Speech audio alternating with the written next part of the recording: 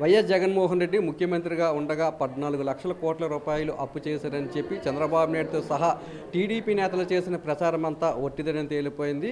Assembly వేదికగా ఆర్థిక మంత్రి పయ్యావుల కేశవ్ అన్ని అప్పులు కలుపుకొని వైఎస్ జగన్మోహన్ రెడ్డి పాలనలో 6.5 లక్షల కోట్ల రూపాయలని చెప్పి స్పష్టం చేశారు. టీడీపీ నేతలు చేసిన తప్పుడు ప్రచారం మీద మనతో మాట్లాడడానికి మాజీ మంత్రి గుడివాడ అమర్నాథ్ ఉన్నారు. సార్ చెప్పండి, ఇప్పుడు తెలుగుదేశం పార్టీ నాయకులు ఎన్నికలకు ముందు చేసిన ప్రచారాన్ని ఏ విధంగా చూస్తారు? నిన్న ఆర్థిక మంత్రి అసెంబ్లీ వేదికగా చేసిన ప్రకటన ఏ విధంగా చూస్తారు?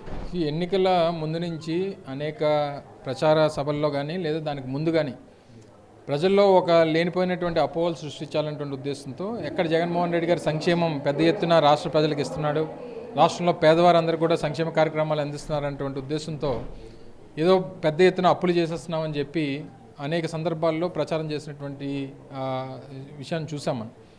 అయితే ముఖ్యంగా ఎన్నికల సమయంలో 2024 ఎన్నికల సమయంలో వారికి సంబంధించినటువంటి వారి పత్రికల్లో అలాగే వారికి సంబంధించినటువంటి ఛానల్స్లో 14.5 లక్షల కోట్లు రాష్ట్రం అప్పు అయిపోయిందని, కేవలం 12 లక్షల కోట్ల రూపాయలు జగన్మోహన్ రెడ్డి గారి హయాంలోనే జరిగిందని అనేక తప్పుడు కథనాలన్నీ కూడా వారు ప్రచురించి ప్రజల్ని మభ్యపెట్టేటువంటి కార్యక్రమం చేశారు. తర్వాత దాన్ని 12 లక్షల కోట్లు అన్నారు, తర్వాత 10 లక్షల కోట్లు అన్నారు, తర్వాత 9 లక్షల కోట్లు అన్నారు. చివరికి 2024-25 రివైజ్డ్ ఎస్టిమేట్స్లో కానీ లేదా తర్వాత వాళ్ళు నవంబర్లో ప్రవేశపెట్టినటువంటి బడ్జెట్లో కానీ చాలా క్లియర్గా మొత్తం మీద ఉన్నటువంటి అప్పు 7 లక్షల కోట్లు అనేటువంటి చెప్పారు. 2019లో జగన్మోహన్ రెడ్డి గారు ముఖ్యమంత్రిగా వారు బాధ్యతలు తీసుకునేటువంటి సమయానికి రాష్ట్రంలో 3 లక్షల కోట్లు అప్పు ఉంది. అంటే చంద్రబాబు నాయుడు దిగిపోయే టైం 2019లో వారు దిగిపోయేటువంటి సమయానికి 3 లక్షల కోట్ల అప్పుతో రాష్ట్రాన్ని అప్పచెప్పారు. తర్వాత జరిగినటువంటి పరిణామాలు, కోవిడ్ పరిస్థితులు, ఆర్థికపరమైనటువంటి ఇబ్బందులు, అది మన రాష్ట్రమే కాదు దేశవ్యాప్తంగా ప్రపంచవ్యాప్తంగా వచ్చినటువంటి ఆర్థిక పరిస్థితులన్నింటినీ కూడా తీసుకొని మనం ఏ రోజు కూడా ఎఫ్ఆర్బిఎం లిమిట్స్ అంటే రాష్ట్ర ప్రభుత్వానికి ఉన్నటువంటి లిమిట్స్ ఏవైతే ఉన్నాయో లిమిట్స్ ఎప్పుడు కూడా దాటలేదు. అలాగే అన్ని వివిధ కార్పొరేషన్ల నుంచి చేసినటువంటి అప్పులు కానీ ఇవన్నీ తీసుకున్నా సరే 3,50,000 నుంచి 3,60,000 కోట్ల అప్పు జగన్మోహన్ రెడ్డి గారి హయాంలో జరిగింది. అయితే ఈ 3.5 లక్షల కోట్ల అప్పు దేనికి జరిగింది? దాదాపు 2,70,000 కోట్ల రూపాయలు సంక్షేమాన్ని అందించాం. ఏది డైరెక్ట్ బెనిఫిషరీ ట్రాన్స్ఫర్ ద్వారా. అలాగే ఇండైరెక్ట్ బెనిఫిషరీ ట్రాన్స్ఫర్ కానీ లేకపోతే ఇతర స్కీమ్స్ కానీ లేదా క్యాపిటల్ ఎక్స్పెండిచర్స్ కానీ లేకపోతే ఇతర ఇన్వెస్ట్మెంట్స్ కానీ ఇవన్నీ చూసుకుంటే అనేక కార్యక్రమాలు ఆ రోజు పోర్టుల నిర్మాణం చేశాం, మెడికల్ కాలేజీల నిర్మాణం చేశాం, అనేక ఇండస్ట్రియల్ కారిడార్లు అభివృద్ధి చేశాం. ఇవన్నీ చేసిన తర్వాత దేనికి అప్పు అయిందనేటువంటిది మా దగ్గర లెక్క ఉంది. ఇప్పుడు చంద్రబాబు నాయుడు గారు గడిచినటువంటి 9 మాసాల్లో 1,20,000 కోట్లు అప్పు చేశాడు. దేనికి ఖర్చు పెట్టాడు చెప్పమనండి? ఎవరికి ఏ రూపాయి ఇచ్చాడు చెప్పమనండి? సంక్షేమ కార్యక్రమాలు ఏమన్నా ఎవరికన్నా ₹1 అందిందేమో చెప్పమనండి?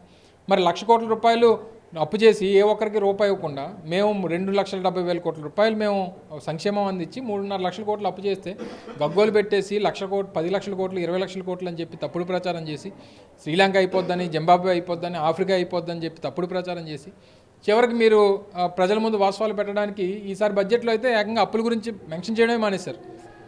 ఎక్కడ మేము చెప్పింది తప్పు అవుతుంది అనేటువంటి ఉద్దేశంతో వారు మెన్షన్ చేయడమే మానేశారు. నిన్న ఏ రకంగా మాట్లాడారో ఈ వాస్తవాలన్నీ కూడా నిన్న మనం చూసాం. సో ఏదేమైనప్పటికీ ప్రజలు గమనించాలి, చేసినటువంటి ప్రతి రూపాయి అప్పు ఆ రోజు వైఎస్ఆర్ కాంగ్రెస్ పార్టీ ప్రభుత్వంలో మాకు జవాబుదారీతనం, అకౌంటబిలిటీ అనేటువంటిది ఉంది. ఎవరికి ఇచ్చాం, దేనికి ఇచ్చాం, ఎందుకు ఖర్చు పెట్టాం అనేటువంటిది మా దగ్గర లెక్క ఉంది. నువ్వు గడిచినటువంటి హాయంలో చేసినటువంటి అప్పుకు కానీ ఇప్పుడు చేస్తున్నటువంటి అప్పుకు కానీ దేని ఖర్చు పెట్టామనేటువంటిది ఏ రోజు లెక్కలేదు. సో దీన్ని బట్టి జగన్మోహన్ రెడ్డి గారు తాలూకా నాయకత్వం మంచిదా, చంద్రబాబు నాయుడు నాయకత్వం మంచిదా, ఎవరు రాష్ట్రం కోసం ఎక్కువ కష్టపడ్డారు, దేనికి ప్రజలకు మంచి చేశారనేటువంటిది ప్రజలు గమనించుకోవాలి.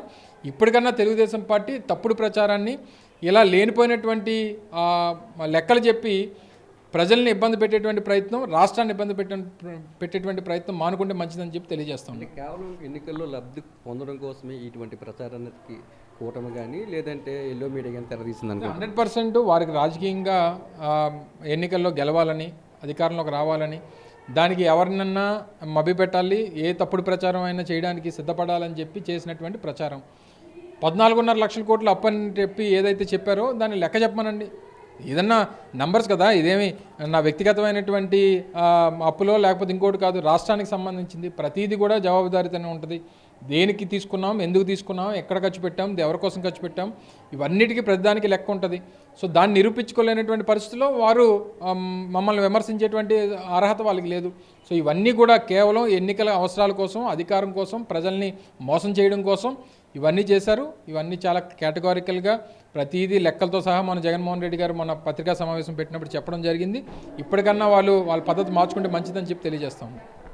ఎన్నికల్లో రాజకీయంగా లబ్ధి పొందడం కోసమే 14 లక్షల కోట్లు అప్పు ఉందని చెప్పి వైఎస్ జగన్మోహన్ రెడ్డి మీద తప్పుడు ప్రచారం చేశారని, వైఎస్ జగన్మోహన్ రెడ్డి పరిపాలనలో చేసిన 3.5 లక్షల కోట్ల రూపాయలకు సంబంధించి ప్రతి రూపాయికి లెక్క ఉందని నిన్న ఆర్థిక మంత్రి శాసనసభ వేదికగా ప్రకటించడం ద్వారానే రాష్ట్రానికి మొత్తంగా ఉన్న అప్పు 6.5 లక్షల కోట్ల రూపాయల వరకు చేరిందనే వాస్తవం స్పష్టమవుతుందని, ఇటువంటి తప్పుడు ప్రచారాన్ని చంద్రబాబు నాయుడు కానీ లేదంటే ఎల్లో మీడియా కానీ మానుకోవాలని చెప్పి మాజీ మంత్రి గుడివాడ అమర్నాథ్ స్పష్టం చేస్తున్నారు.